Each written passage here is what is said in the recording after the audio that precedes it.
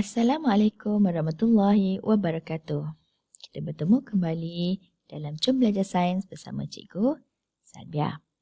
Baiklah, untuk Sains tahun 5 pada minggu ini, kita akan mempelajari satu tajuk baru. Tapi sebelum kita pelajari tajuk baru, jom kita buat sedikit ulang kaji tajuk yang lepas. Baiklah, pada minggu lepas kita telah mempelajari terdapat sebanyak 6 sumber tenaga elektrik. Yang pertama adalah stesen jana kuasa, yang kedua sel suria, yang ketiga sel kering, yang keempat dinamo, yang kelima akumulator, dan yang terakhir yang keenam adalah penjana. Baiklah, cikgu harap kamu masih ingat ya tajuk minggu lepas. Okey, seterusnya. Pada minggu ini, kita masih lagi di dalam standard pembelajaran sumber tenaga elektrik, tetapi standard kandungan yang baru, iaitu mengenal pasti susunan mentol secara bersiri dan juga selari. Yang kedua adalah melakar rajah litar bersiri dan litar selari dengan menggunakan simbol. Baiklah, objektif kita pada hari ini terdapat dua, iaitu di akhir pelajaran nanti, murid dapat menyatakan bagaimanakah susunan mentol secara bersiri dan juga selari. Dan yang kedua, murid dapat melakar rajah litar bersiri dan selari dengan menggunakan simbol. Baiklah, adakah kamu sudah bersedia? Bagus. Kamu juga boleh merujuk buku teks masing-masing ya.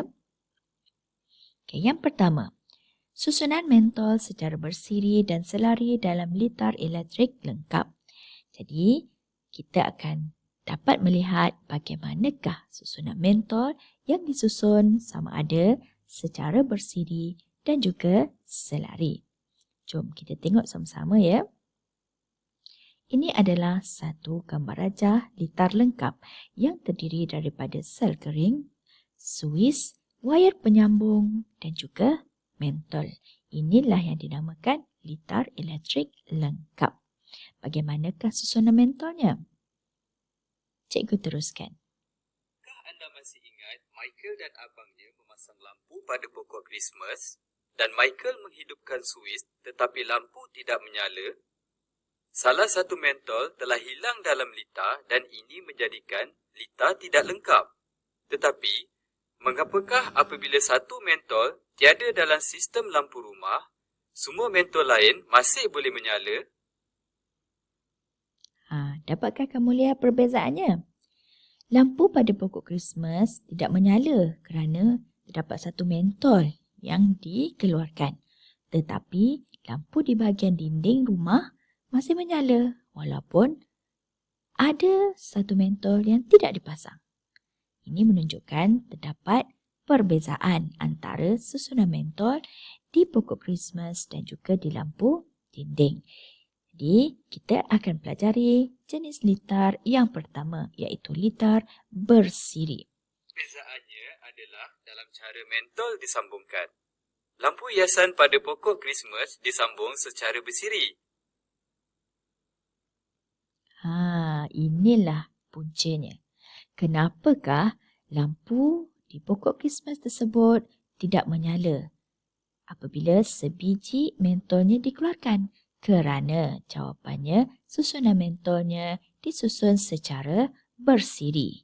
Ataupun untuk mudah kita faham, kedudukan ataupun susunan mentolnya antara satu sama lain bersambung. Jadi sekiranya Perbezaannya adalah dalam cara mentol disambungkan.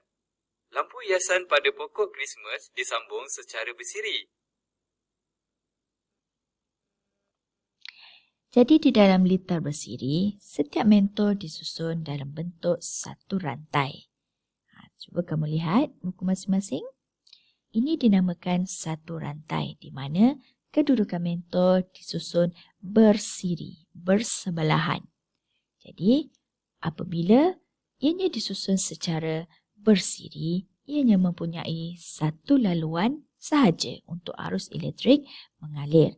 Sekiranya satu mentol terbakar, maka mentol yang lain juga tidak akan menyala. Apakah sebabnya murid-murid? Ya betul, kerana terdapat satu laluan arus elektrik.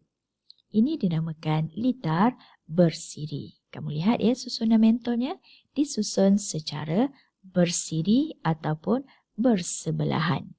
Ianya mempunyai satu rantai laluan arus elektrik.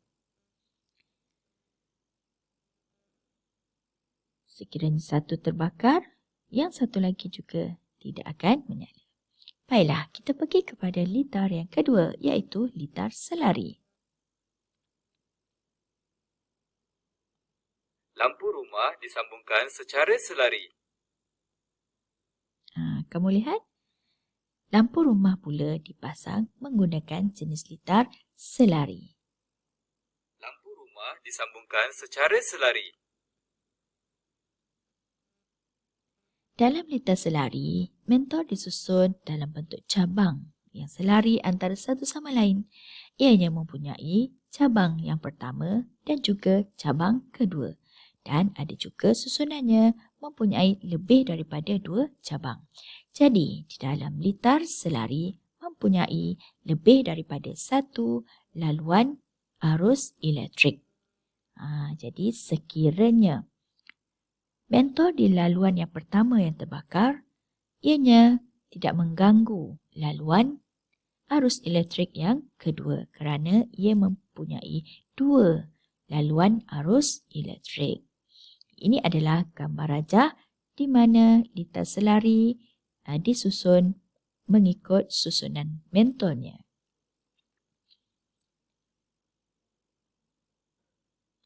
Baiklah, untuk yang seterusnya, kita ingin melakar rajah litar bersiri dan litar selari dengan menggunakan simbol.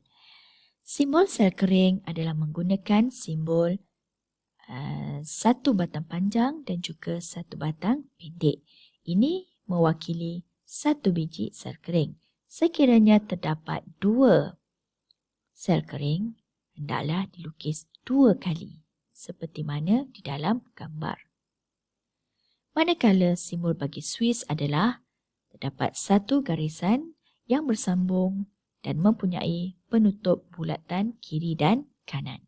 Apabila Swiss terbuka, penyambung yang pertamanya tidak bersentuhan dengan titik yang kedua dan Swiss tertutup hendaklah dilukis secara bersambung. Manakala simbol bagi mentol adalah bulatan yang ditandakan dengan huruf X di bahagian dalamnya. Baiklah, dapatkah kamu kenal pasti simbol-simbol? Bagus, kita teruskan. Ini adalah cara untuk melakar gambar rajah litar. Ini adalah sel kering. Ini adalah sambungan wayar lagi. Walaupun susunan wayarnya berlingkar-lingkar, tetapi semasa hendak melakar, hendaklah membuat di dalam bentuk 4 segi. Ini adalah mentol. Ini adalah Swiss. Manakala ini merupakan mentol. Dan kita hendaklah menyambungkan kesemuanya. Maka lengkaplah gambar rajah litar elektrik kita dengan menggunakan simbol. Baiklah. Ini adalah gambar rajah bagi litar bersiri dengan menggunakan simbol. Manakala ini pula adalah gambar rajah bagi litar selari dengan menggunakan simbol. Jika kamu perhatikan, litar ini hanya menggunakan satu Swiss sahaja. Manakala litar yang kedua ini menggunakan 2 Swiss. 1 Swiss, 2 Swiss. Kita teruskan. Sekiranya Swiss yang pertama dibuka, mentol bagi laluan yang kedua masih menyala. Baiklah, kita tiba ke bahagian rumusan tajuk. Apa yang telah kita pelajari hari ini? Yang pertama, kita telah mempelajari berkenaan dengan jenis susunan mentol iaitu bagi litar selari dan juga litar bersiri. Dan yang kedua, kita telah pelajari bagaimana hendak melakar gambar rajah litar dengan menggunakan simbol. Jom kita buat kerja sekolah sedikit. Yang pertama, kamu diminta untuk menyalin nota di bahagian rumusan tadi. Jadi inilah gambar rajah yang perlu kamu lukis di dalam buku nota masing-masing. Rujuk buku teks ya. Ini yang kedua. Seterusnya untuk litar selari.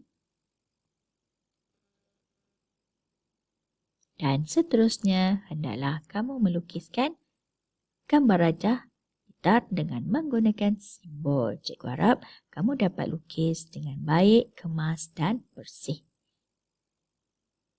Dan yang terakhir, cikgu hendak kamu cuba jawab soalan penilaian bagi tajuk yang kita pelajari tadi.